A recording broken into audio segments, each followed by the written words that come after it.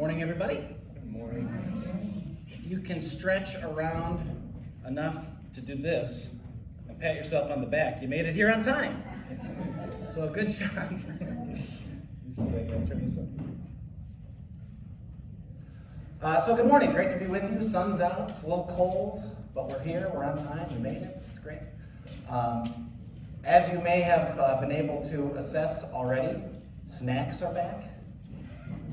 So it's going to be a great morning, including the third Lutheran sacrament, coffee.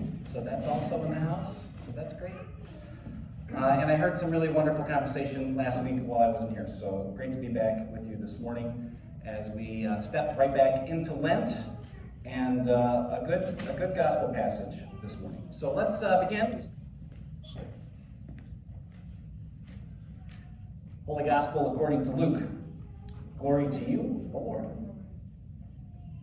At that very hour, some Pharisees came and said to Jesus, "Get away from here, for Herod wants to kill you."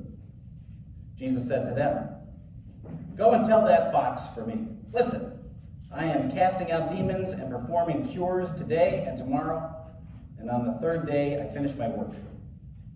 Yet today, tomorrow, and the next day, I must be on my way, because it is impossible for a prophet to be killed outside of Jerusalem. Jerusalem, Jerusalem, the city that kills the prophets and stones those who are sent to it.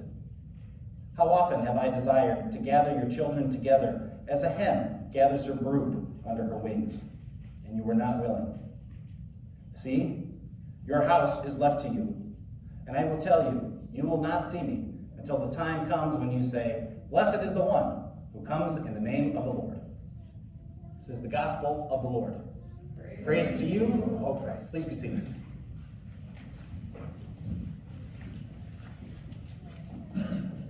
Well, grace to you and peace. I don't know about you, but my heart was a little warm as we're hearing the first reading by Stephen from Genesis about Abraham and Sarah longing for kids and having a live witness of what that sermon looks like right before us. Awesome. It's great. Glad those guys are here. Anyway, today, I was thinking about this whole image that Jesus gives about a hen brooding those under her wings, and thinking about how we seek protection from God, especially in this world in which we live. I've told some of you I have chickens at my house.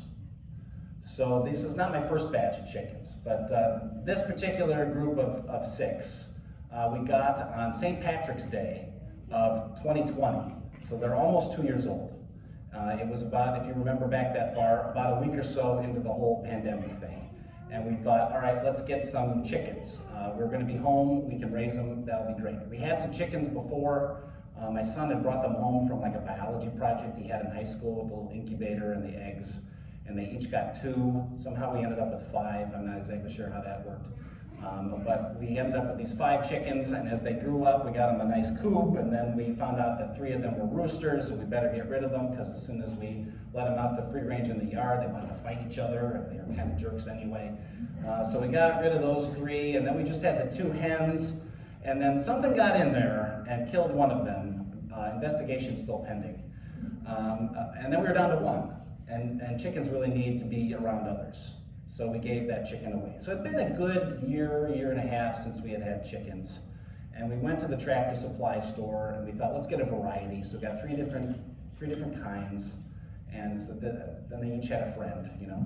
And we each named them. So there's 4 people in my family plus my son's girlfriend. So the 5 of us, we each named a chicken, and then we let my daughter name 2. And you know, if you've ever gotten chickens, they're like a little fluff ball at first, and there's not much to them. And you got to keep them inside because it's dangerous out there, of course, and also it gets cold.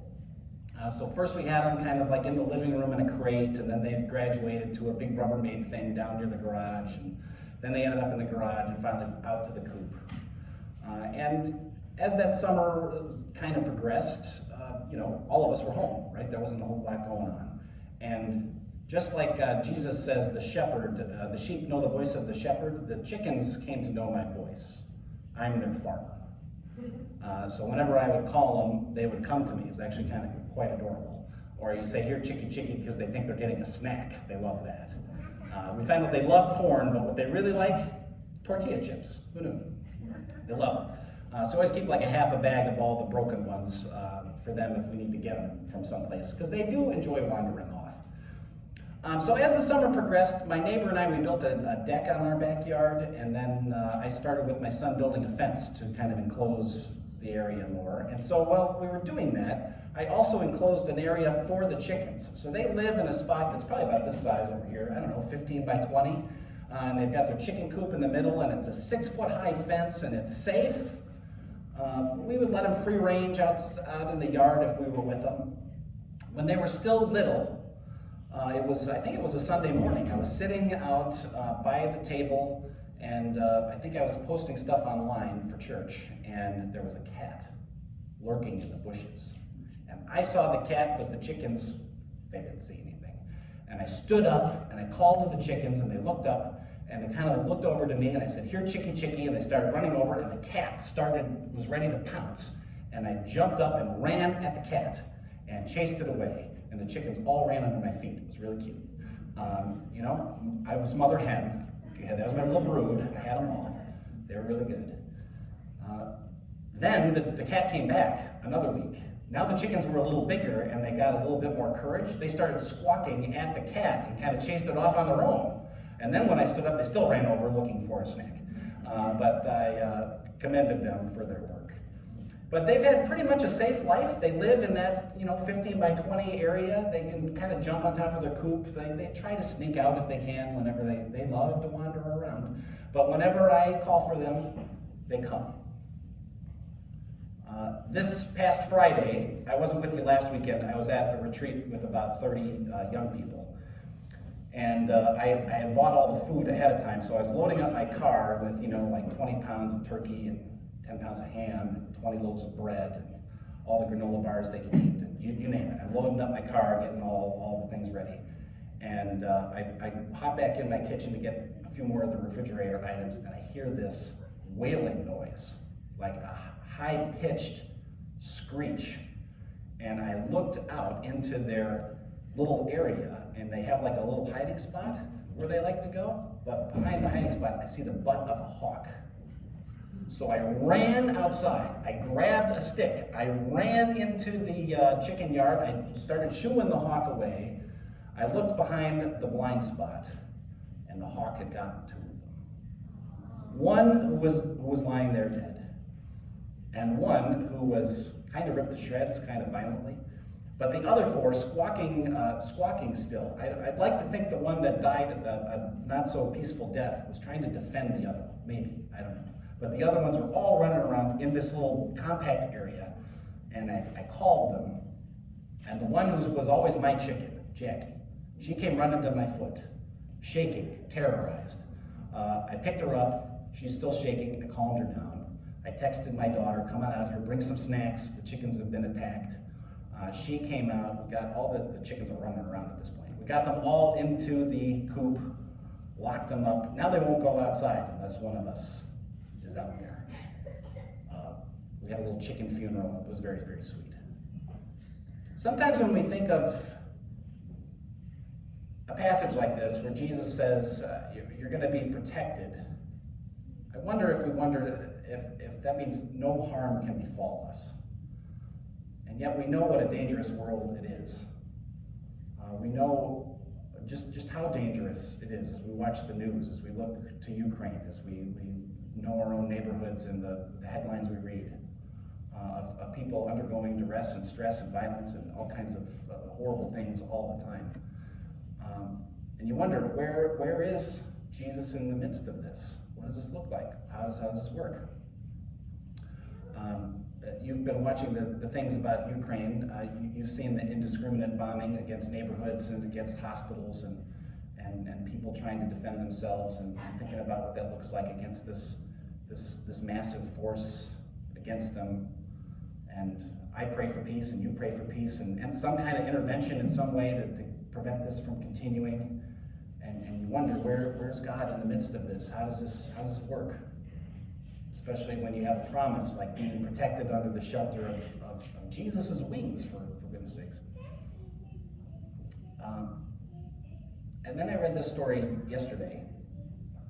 You probably saw the one story about the maternity hospital that was bombed. Well, there's this other story I read yesterday.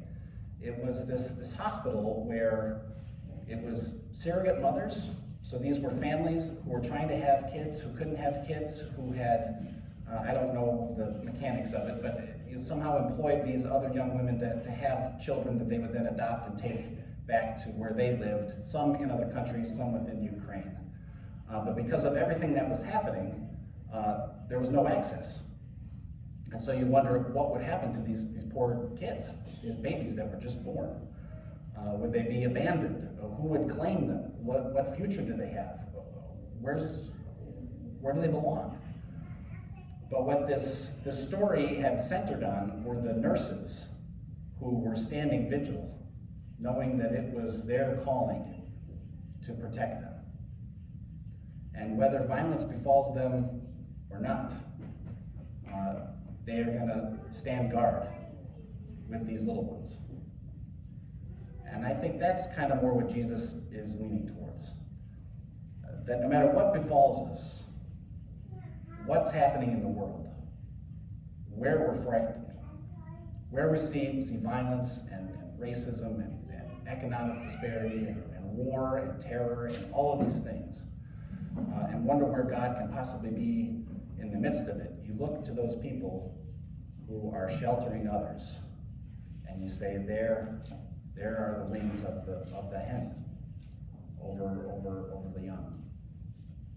We have this image that Jesus gives us of that stretching out, and what it reminds me more of is what Jesus is talking about actually in this passage, that he's going to Jerusalem not to overthrow the regime, not to lead an uprising, not to finally give the Romans what they got coming, but to stretch out his own arms as he gives his life for the world and for us, and for those kids far away, for those people in our own neighborhoods and streets and families that are really struggling.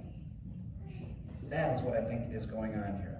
I've come to really love this idea over the last couple of years, that it's not just that Jesus offers his life for us, which of course he does. And it's not just that he dies for you and me and the world, which of course he does. And it's not just about this mercy and grace that we don't deserve, but yet is somehow poured all over us, but of course it is. It's also about Jesus meeting us in our own suffering. It's about those stretched out arms of sacrificial love that meet our suffering. And there is an invitation in our own despair and doubt and hardship that our suffering becomes his suffering. And that in some way, his redemptive gift becomes our redemptive gift to live and share with others. There's a middle centuries saint I've come to really love over the last couple of years. Her name's Teresa of Avila. She lived a little bit after Martin Luther and the Reformation, but she wasn't from Central Europe. She was from Spain. And she wasn't out on the streets talking about how to change the world. She was in a little convent someplace praying and contemplating a lot. But she wrote this little phrase. You've probably seen it many times. I keep going back to it again and again, because I think in these days when there's just a lot of things beyond our control, and a lot of pain and suffering we see and can't understand, and a lot of heartache we experience on others' behalf, where we actually are invited as people who follow Jesus to the same cross where he gives his life for us. And this is what Teresa said, and invites us to think about ourselves. Christ has no body now, but yours. No hands, no feet on earth, but yours. Yours are the eyes, which he looks compassion out on the world. Yours are the feet with which he walks to do good. Yours are the hands with which he blesses the world. Yours are the hands, yours are the feet, yours are the eyes, you are his body. Christ has no body now, but yours. As we continue in this Lenten time to walk with Jesus to that cross, as he offers us not only shelter from the world, but also his stretched out arms and compassionate love for the world. May you know that love, may you find shelter within it, and may you stretch out your arms to shelter others in these troubling days. Peace be with you. Amen.